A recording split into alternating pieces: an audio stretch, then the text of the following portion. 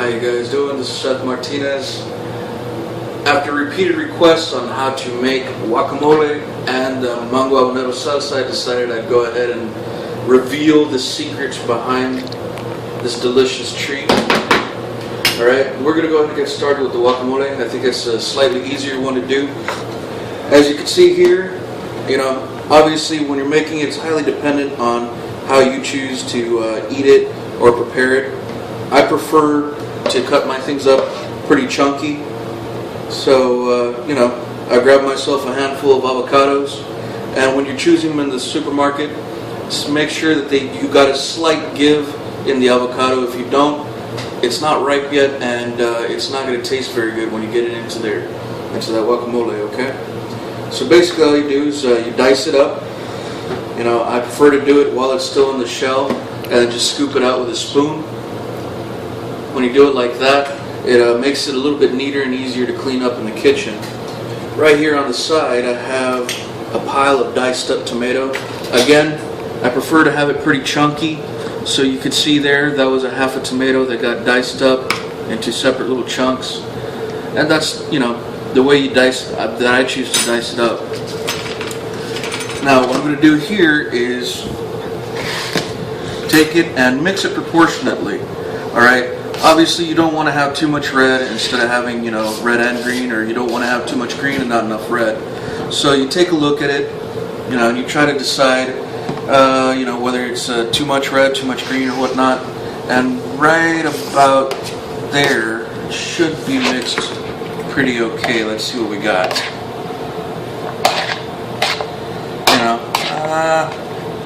You're starting to have a little bit more red, I think, so put in some more red. Alright. Visual appeal. That's the word of the day there with this stuff. Okay. That right there, that seems to be a good mix between the green and red. And those are the two main ingredients, obviously, that go into guacamole. What I have here is diced red onion. I like to use red onion just because it's a little bit stronger than yellow. It's got a little bit better taste to it, and it doesn't require that much. And I dice it up because I got a couple kids myself at home, and they love to complain about everything you put in their food. No, I don't like the onion.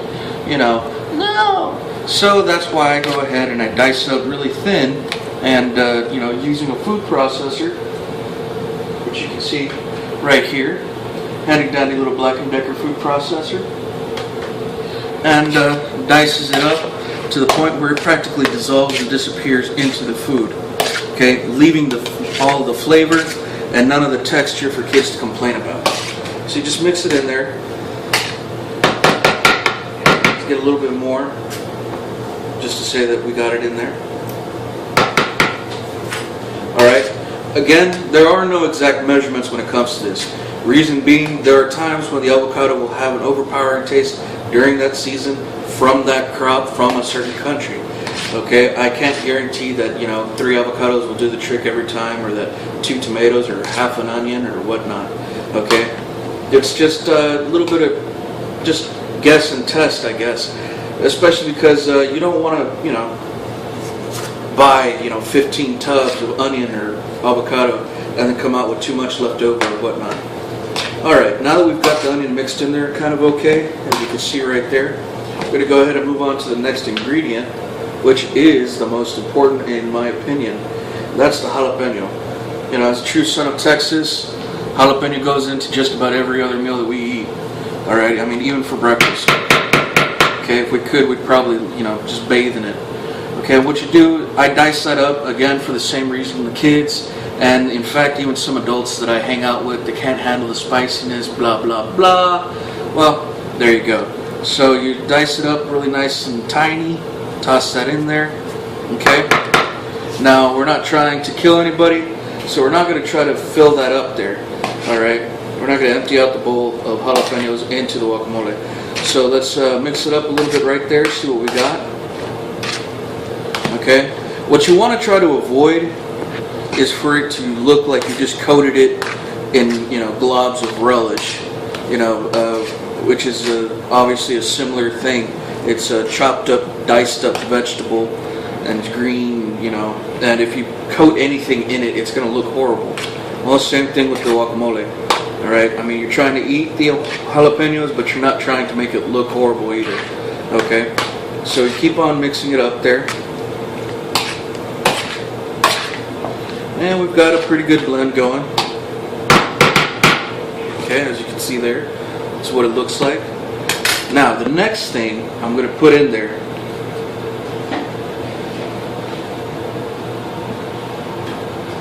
next thing I want to put in there, just for kicks, just because I like the flavor, right here I have a tiny little bowl of diced up habanero peppers.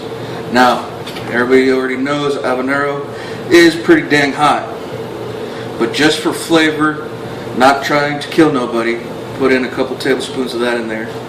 Okay, that's going to come up later for the mango habanero salsa, and boy does this give it the guacamole a kick. All right, after you mix that in,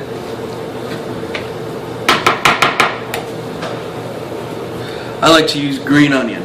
The reason why I like to use green onion is that it kind of gives it a slightly different flavor than the red onion, and the chives, or green onion, are actually a separate portion of the plant. It's not the actual bulb, it's the leaves. You dice it up and it gives it this really nice flavor. Okay, so you just sprinkle a little bit on there. Try not to go too crazy with it, okay, because if you do, it's going to overpower it with an overwhelming taste of onion, and nobody really, even onion lovers, don't love it that much. Okay, now that we've got that mixed in there, one of the final 3 ingredients is cilantro. Okay, now it's a garnish. Don't need to use too much of it. Just kind of sprinkle it in there. It's kind of, no guacamole tastes complete without it, to me. But at the same time, if you put too much of it, it overwhelms it, kind of like the onion. So just mix it in there.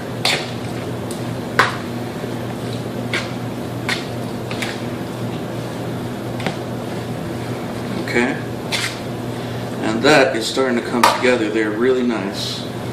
Now, last thing, I think, this is one before the last, I should say.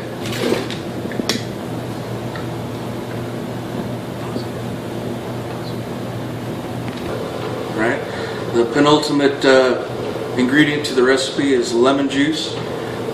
Okay, you want to be generous with it, okay?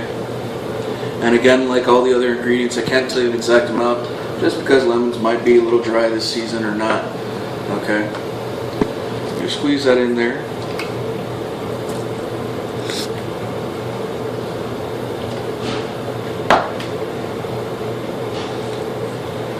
Now, also I will say, you got to do this to taste, okay? Again, for the same reason why you can't give an exact number for your recipe of how many of anything to use. You can't just go crazy with the lemon juice and then find out that it was the super powerful stuff, okay? And also with the salt to taste, nothing's worse than having a food that was prepared by the guy that doesn't like salt, or by the guy that likes salt too much. So try to be a little even-handed with it, try to be fair. If everybody always says that you use too much salt, well, try to just use a little bit less than you would prefer. And if everybody says you don't use enough salt, well, then try to put in a little bit more than you normally do, okay? Now, this right here is just about the finished product, okay? Reach over here into our handy dandy bag of unnamed chips, because we can't say that, giving credit to anything. Put a little bit on there.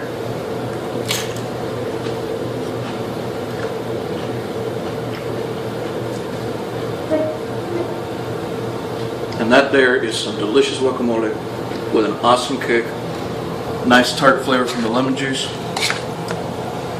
Grade A guacamole right there. A sure party pleaser. Now. Okay, go. Mm-hmm. Okay. For the next part of the video here, we're going to go over how to make the mango habanero salsa. You start off with some mangoes that are already pre-diced, and again, I like it chunky, so however you guys want to decide to do it. Some people prefer to puree it or mash it or whatnot. Okay, when you're picking your mangoes there at the grocery store, it's a pretty exotic fruit. I mean, there are some people that may not have ever chosen one. What you're looking for is to have a nice little bit of give. Obviously, you don't want it to squish in your hand when it's overly ripe, and you don't want it to look, green as a freaking pear, because that's totally unripe. What you want is some nice yellow skin to it. I have one around here somewhere. Let me see, so I can give you a good example of what to look for.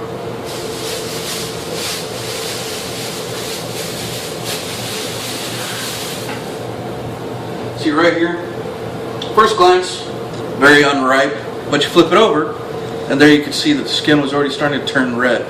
That's a pretty good indicator that it was already ripe. Okay, as you feel it, okay, you can see my thumbs starting to be able to press into it, but obviously it's not rock hard and it's not, sponge soft. Okay, this right here is perfect for cooking with and preparing food or just to snack on. All right, once you peel it, then you go ahead and dice it up. Make sure you be careful with the bone that's in the middle there.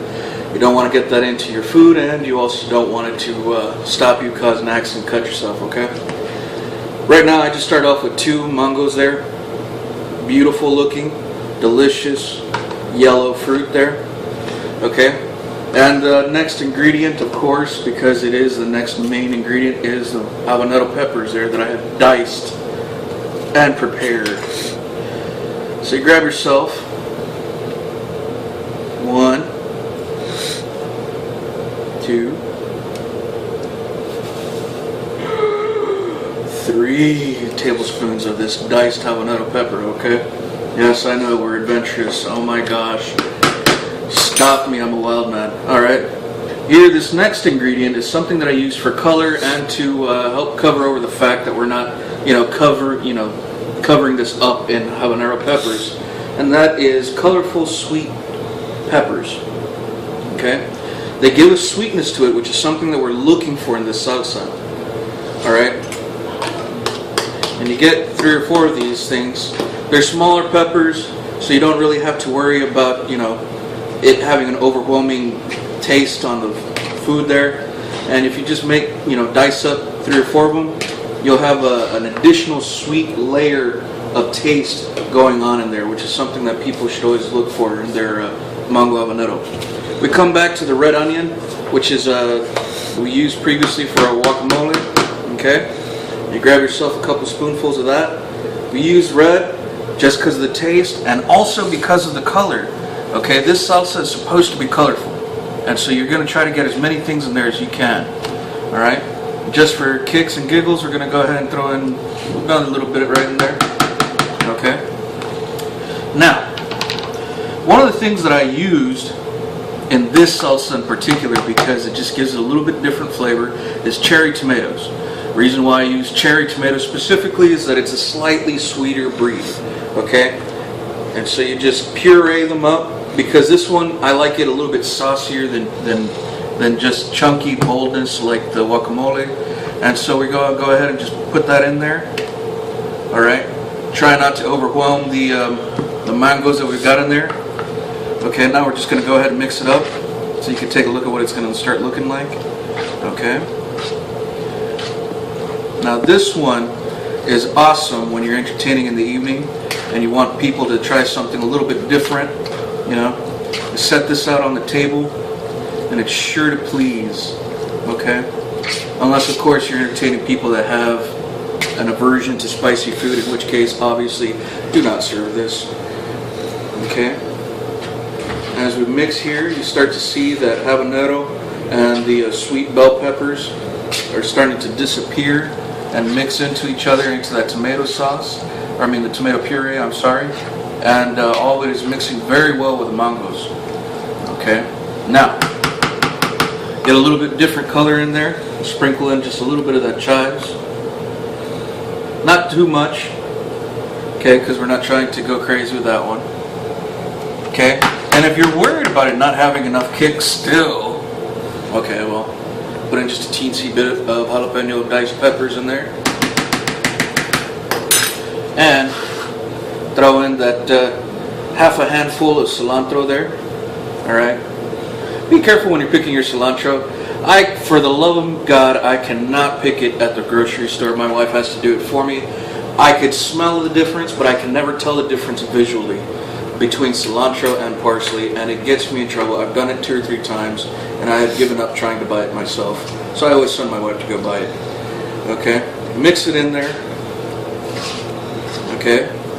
Now, even though this is supposed to be a Swedish salsa, you mix in the salt. The salt gives you just that little kick to help appreciate the nuances of the sweetness. Alright?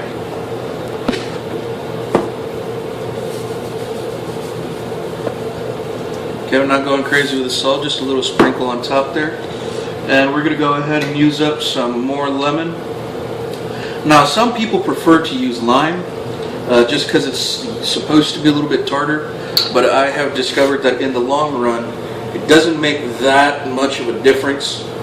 Lemon is kind of tart, so is lime. So, as long as you get something in there from that part of the citrus family, it's going to work out just great. Okay? Go ahead and squeeze that in there, nice and wonderful. And you just mix it up again. Mixing it, mixing it, mixing it. And you have right here, ladies and gentlemen, I'm going to taste test this bad boy now with the undisclosed brand of chip.